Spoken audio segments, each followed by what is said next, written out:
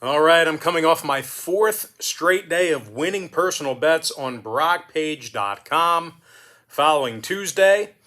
That's going to improve my record to 4-0 in my last four board member tier package picks on that very website. And the good news is we have another board member tier package pick going off here today on Wednesday. And just remember, guys, board members get access to every single pick that I give out on that website all the way through the end of January. Now, if you don't feel like spending that much, well, I got some great news for you because we're also 4-0 in our last four extra daily picks on that very same webpage. And if you want to access today's extra daily pick, it's only going to cost you just $2.99. And the link for both of those packages is in the description section below. And once again, my website is brockpage.com. And with that, guys, let's go ahead and dive into some free content. We're going to start with the Bucks taking on the Cavaliers, 7 o'clock Eastern start time. Milwaukee's minus 4.5 with a total at 217. Now, the Bucks have won their last three straight. They're doing a pretty nice job rebounding the basketball offensively. Having said that, though, they've actually been pretty bad covering the point spread here lately. And, well, that's all that matters when it comes to sports betting, right? In our world, well, yeah, you got to, get the job done against the number. And, of course, in the sports betting world, the Bucks failed to cover in 7 out of their last 10 ball games, with failures covering the number against the likes of Sacramento, Atlanta, and a very depleted Chicago team at the time. Now, Allen and Matthews are also out. Giannis is questionable. And I'll tell you what, even when these guys are mostly healthy, we're looking at a Milwaukee squad who gives up a majority of their points late in games. And as a matter of fact, Milwaukee gives up more third quarter points than any other team in the NBA. So if you're into prop betting, think about that one there. They give up a lot of points right after halftime. Now they're taking on a Cleveland team who got the W in 8 out of their last 10 themselves. And they've also done a really nice job shooting the basketball. Cleveland currently finds themselves in the top 10 in offensive field goal percentage. Darius Garland is averaging nearly 20 points a game, along with 3 boards and 8 assists. Meanwhile, Kevin Love, he's drilling over 40% of his three-pointers off the bench, and he's also averaging 14 points a game. But offensive production aside here, it's actually been the defensive play of the Cavaliers that's been, the cornerstone of their success this year. The Cavs are giving up just 101 points a game at home. They're actually in the top 5 in defending the three ball in front of their home fans. Now, injury-wise, Ricky Rubio and Lauri Markkanen, they're both still out indefinitely. Jared Allen, he's also listed as questionable. And when it comes to the total, sorry, I have my laptop here and it was like going crazy. But anyway, total-wise, Cleveland 16-7 to the under at the Rocket Mortgage Fieldhouse. 60% to the under in their last 10 meetings with Milwaukee. Meanwhile, the Bucks saw 6 out of their last 9 fall under the line themselves. Guys, we're going to go ahead and lean toward Cleveland plus 4.5 and the under 217. Next contest, it is going to be Clippers versus the Magic, 7 o'clock Eastern tip-off. LA's -1 with a total at 210.5. Now, the Clippers covered the number in 4 out of their last 5 ball games. And these guys have played some pretty good defense this season. LA's currently in the top 5 in guarding the three ball.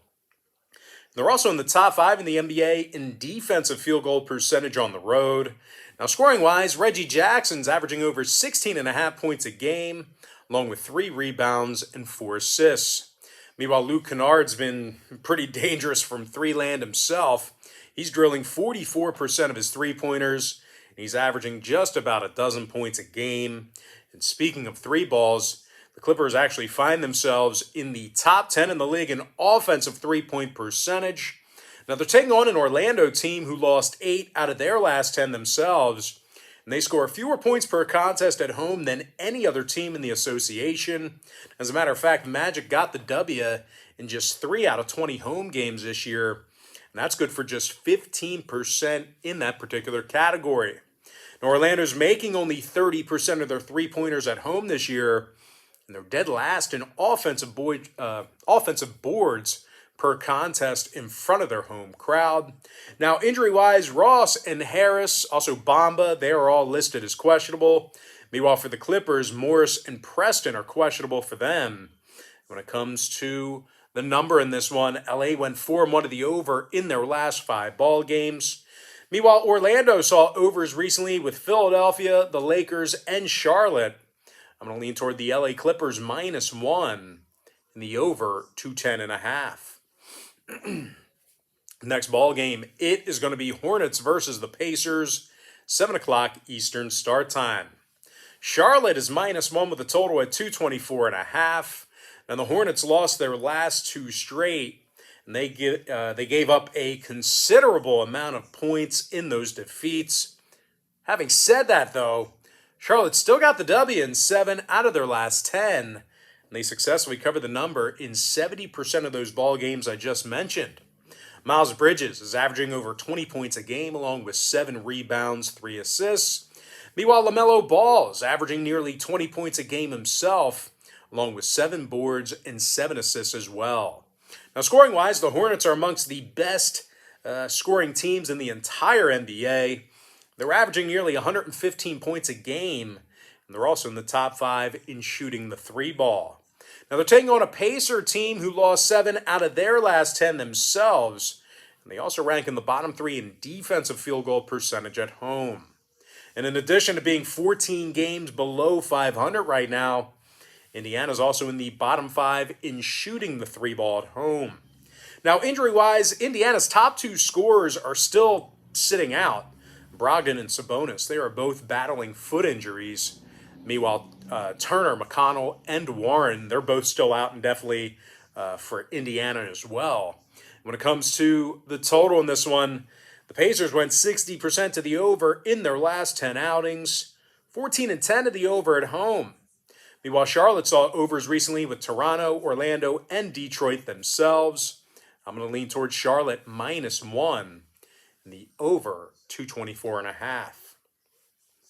Next matchup, it is going to be Knicks versus the Heat, 7:30 Eastern tip-off.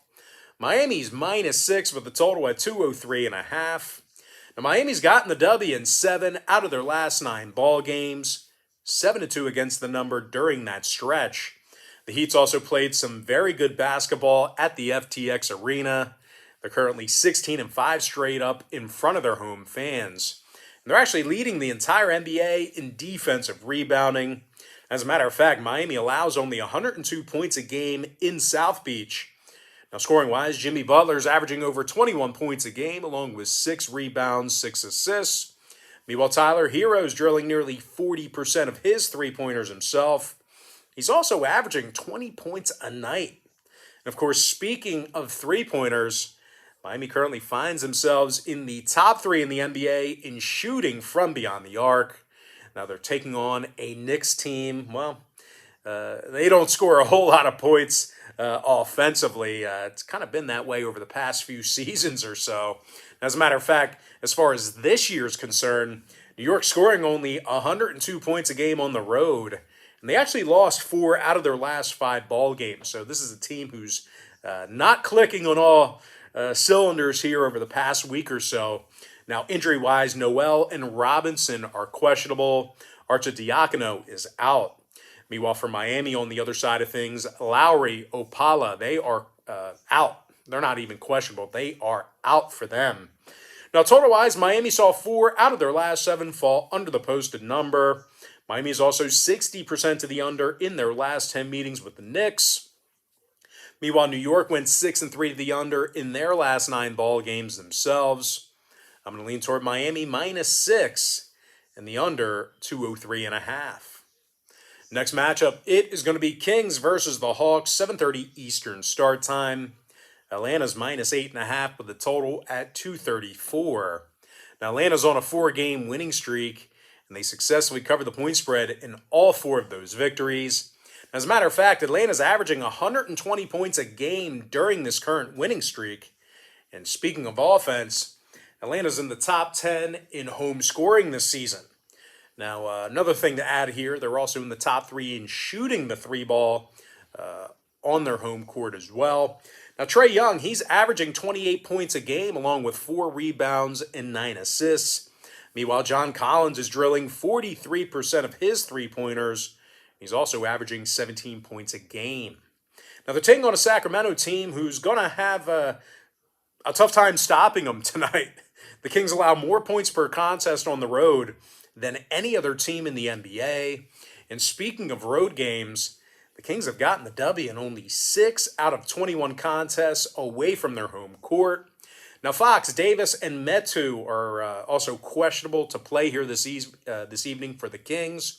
Meanwhile, for Atlanta on the other side, Hunter and TLC, they are questionable for them. Now, when it comes to the number in this one, Atlanta went 5-1 to the over in their last 6 outings. Sacramento is 6-2 to the over when they travel. I'm going to lean toward Atlanta -8.5 in the over 234. Next matchup, it is going to be Nuggets versus the Nets, 8 o'clock Eastern start time. This should be a good one, at least on paper. Brooklyn's -1, totals 224.5.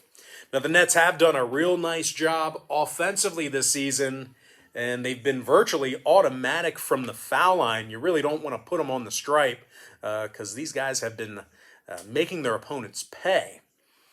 Having said that, though, Brooklyn did lose their last 2 straight, and of course they're going to work here tonight, still without Durant, Kyrie, Millsap, and Harris. Of course, Kyrie ineligible because of his COVID status, and these guys are playing at home in Brooklyn. Now, the Nets are also amongst the worst three-point shooting teams at home in the association. I know that sounds crazy, but Brooklyn's making only 31% of their 3 balls at the Barclays Center this year, and they currently rank in the bottom 3 in the NBA in that particular category. Now, when it comes to defensive play in this one, the Nets are actually in the bottom 10 in home points allowed as well. So these guys not playing their best basketball in the Barclays Center. They're taking on a Denver squad who won 7 out of their last 10 themselves. And they've actually done a pretty nice job shooting the basketball this year. And as a matter of fact, Denver's in the top 5 in the NBA in offensive field goal percentage. Nikola Jokic is averaging over 26 points a game, along with 13 boards and 7 assists. Meanwhile, Aaron Gordon is scoring 14.5 points a game himself, along with 5 rebounds and a couple assists. And when it comes to the defensive play of Denver, well, the Nuggets allow just 106 points a night, and they're in the top 5 in defensive boards on the road. Now, injury-wise, Barton and Green are questionable. And when it comes to the total in this one, Denver saw unders recently with Detroit, OKC, and the Clippers.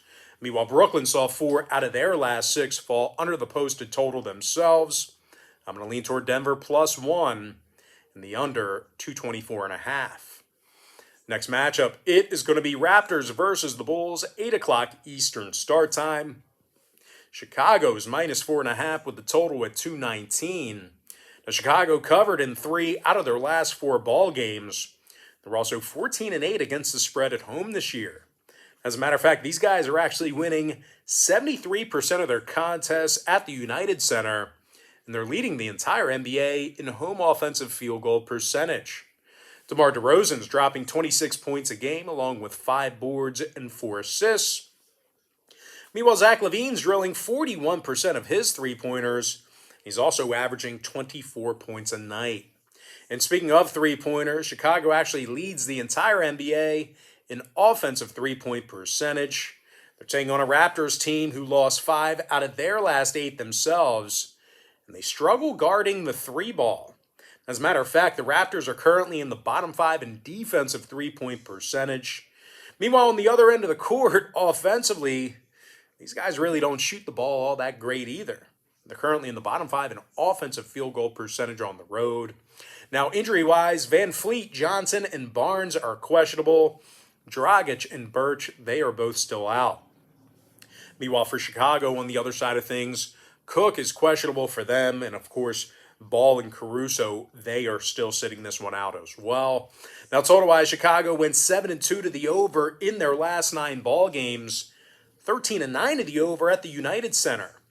Meanwhile, Toronto saw their last couple of games get over the line themselves. I'm going to lean towards Chicago minus 4.5 in the over 219. All right, next contest I have for you. It is going to be Grizzlies versus the Spurs, 8:30 Eastern tip-off. Memphis is minus 4 with the total at 228.5. The Grizzlies won 7 out of their last 10 ball games, and they successfully covered the point spread in 70% of those very contests. The Grizzlies are also very good on the road. They're 15-8 straight up when traveling, and they're covering the number in 70% of those road games.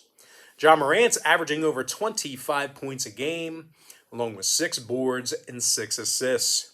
Meanwhile, Jaren Jackson is scoring over 16 points a game himself, along with 5 rebounds, 16 points a game, 5 boards.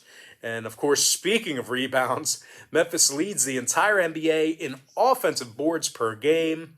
They're taking on a Spurs team who got the W in just 9 of 24 home games. The San Antonio's in the bottom 3 in home points allowed. And they're also amongst the worst defensive teams in the Western Conference.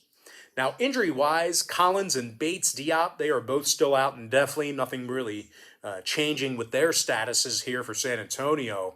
Meanwhile, for the Grizzlies on the other side of things, Clark and Bane, they are listed as questionable for them. When it comes to the total in this one, Memphis is 6-3 to the over in their last 9 ball games, 60% to the over in their last 10 meetings with San Antonio. Meanwhile, the Spurs have gone 17-7 to the over at the AT&T Center this year. I'm going to lean toward Memphis minus 4 in the over 228.5. All right, next matchup, late slate. I'm talking about Mavericks versus the Blazers, 10 o'clock Eastern tip-off. Dallas is minus 4.5 with the total at 216. Now, the Mavs got the W in 7 out of their last 10 ball games, and they played some really good defense on the road. Dallas is currently in the top 10 in defensive rebounding away from home. They're also allowing only 104 points a game in those road contests. Now, scoring-wise, Luka Doncic is averaging 25.5 points a game, along with 8 boards, 8 assists. Meanwhile, Kristaps Porzingis is scoring nearly 20 points a night himself, along with 8 rebounds and a couple assists as well. Now, the Mavs currently find themselves in the top 10 in shooting from the stripe on the road. They're taking on a Portland squad here today who actually plays some of the worst defense in the entire NBA. They're actually dead last in guarding the 3-ball this season. And in addition to that, they're letting their opponents make nearly 48% of their field goals against them. Now, when it comes to the injury report, no real surprise here. Lillard and Zeller are both still out, and definitely nothing really changing there. Like I said the other day, according to Damian Lillard, he's in no rush to come back. So just keep that in mind. Now, Larry Nance, he is also questionable for Portland. Meanwhile, for Dallas on the other side of things, Hardaway and Brown are both questionable for them. When it comes to the total in this one, Dallas saw 8 out of their last 9 ball games fall under the line. Dallas is officially 71% to the under for the entire season. Meanwhile, Portland went 60% to the under in their last 10 themselves. Those were unders against the likes of Minnesota, Miami, and Orlando during that span. I'm going to lean toward Dallas, minus 4.5 in the under 216. And for that, guys, we're going to go ahead and jump into our next and final matchup of the show. It is going to be Suns versus the Jazz, 10 o'clock Eastern start time. Phoenix is minus 3 with a total at 224.5. Now, the Red Hot Suns have won their last 7 straight. They also went 10-1 straight up in their last 11. Phoenix is also winning 82% of their road games this year, and they lead the entire NBA in shooting from the field. Devin Booker is averaging 24.5 points a game, along with 5 rebounds, 4 assists. Meanwhile, Chris Paul is scoring 14 points a game himself, along with double-digit assists as well. Now, the Suns are averaging 113 points a night when traveling. They're also taking on a struggling Utah team who lost 8 out of their last 10. And And they covered the number in only 20% of those ball games I just mentioned.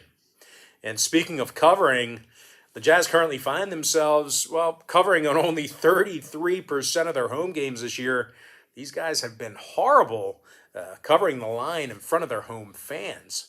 And although there's, statistically really not a whole lot to nitpick when it comes to this Utah team, just keep in mind they have had a tough time guarding the three ball at home.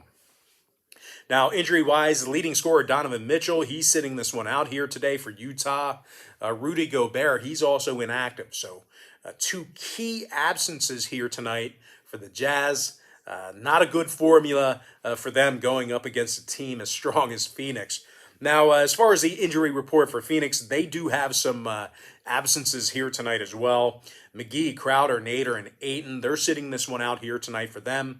Those are key players as well, so don't count Utah out, although I just think Phoenix has got too much depth and they're a little bit too strong, so I think they can overcome their injuries. But anyway, total-wise, Phoenix saw overs recently with Detroit, Miami, and this very Utah team. Meanwhile, the Jazz went 60% to the over in their last 10 themselves. Utah's also 14-10 to the over at the Vivint Arena. I'm going to lean toward Phoenix -3. And the over 224.5. And with that, guys, we're going to jump into our quick pick recap. Powered to you by my website at brockpage.com. We are currently 4-0 in our last 4 board member tier package picks. I like Cleveland +4.5, under 217. LA Clippers -1, over 210 and a hook. Charlotte -1, over 224.5. Miami -6, under 203 and a hook. Atlanta -8.5, over 234. Denver +1, under 224.5. Chicago -4.5, over 219. Memphis -4, over 228 and a hook. Dallas -4.5, under 216. And before I give you my next and final free pick for the video, one final reminder that we are also 4-0 in our last 4 extra daily picks on brockpage.com as well. And if you want to access today's extra daily pick, it's only going to cost you just $2.99. I like Phoenix -3 and the over 224.5. And with that, guys, that's going to do it for me. Don't forget to check me out on brockpage.com. Now, if you guys do end up let's put it this way, if you guys end up signing up for my board member tier package here today, just keep in mind you're going to get billed the day you sign up and then the first of every month following that. So if you do end up getting my board member tier picks, you're going to get access to those picks all the way through the end of January. But the best part about being a board member is board members get access to every single pick that I give out on that website. The board member tier, it's my most expensive tier that I have. It's $49.99. That's $49.99. It's not $5,000. It's $49.99. And not only do you get access to the board member tier pick itself, you get access to every single pick, all the lesser expensive tiers, every single day, all the way through the end of January. So it's our all-inclusive package. I think it's the best value, personally. And in the board member tier picks themselves, we are red hot right now. We haven't been missing. So anyway, guys, most importantly, I do have to thank you for joining me right here on YouTube. I really hope you enjoyed all this great free content, all this great free information. And with that said, guys, happy Wednesday to you. Happy hump day to you. And I look forward to seeing you later on today on my website at brockpage.com.